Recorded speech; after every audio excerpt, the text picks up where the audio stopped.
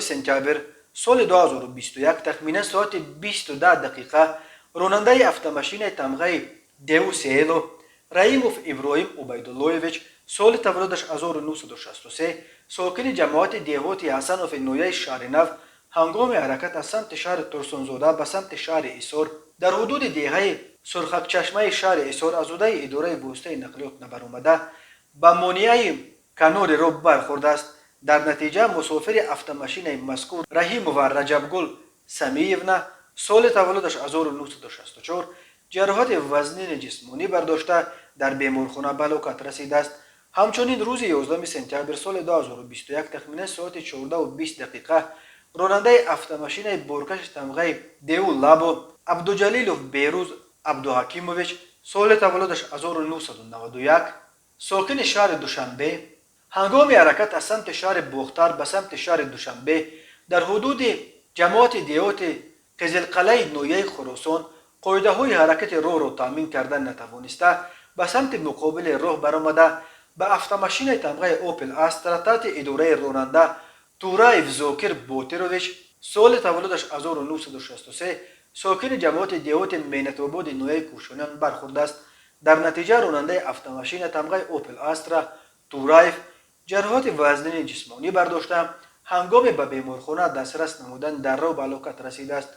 مسافر автомашین تمغه اوپل استرا صابروف ولیجان بیگجانویچ سال تولدش 1970 ساکن جماعت دیهات مینت‌آباد نویه کوشانیان جراحت گوناگون جسمانی برداشته در بیمارخانه بستری گردیده است. در نتیجه گذرانیدن چاره‌بینی‌های اپراتیوی جستجویی از جانب کارمندان میلیسیا مرد 34 ساله ساکن جماعت دیهات رجب و نویه واسه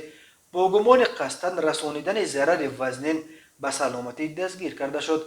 نامبرده 2 سپتامبر سال 2021 تخمیناً ساعت 18:00 دقیقه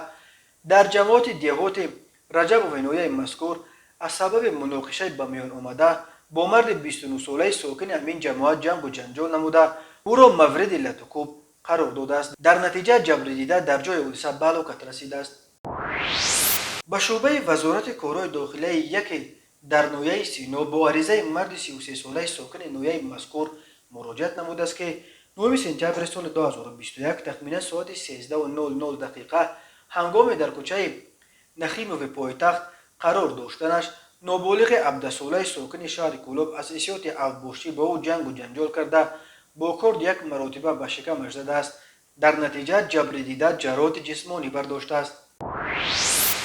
به شعبه وزارت کارهای داخلی نویه با عریضه جوان 24 ساله ساکن نویه مذکور مراجعت نموده است که 11 سپتامبر سال 2021 تخمیناً ساعت 21:30 دقیقه در خیابان رودکی شخص نامعلوم او را لطکوب نموده با راه زورآوری از دستش یک عدد تلفن موبیل تمغه خواوی را تصرف نموده از جای حادثه غیب زده است. ضرر رسانیده شده 3600 سامانی را تشکیل می‌دهد. هنگام گذرانیدن چاره‌بینی‌های اپراتیوی جستجویی از جانب کارمندان میلیسیا جوان 25 ساله ساکن شهر خوجند که پیش با ماده 247 کودکس جنایتی جمهوری تاجیکستان صادر شده است همچون گمانبر در صادر نمودن جنایت غارتگری دستگیر کرده شد.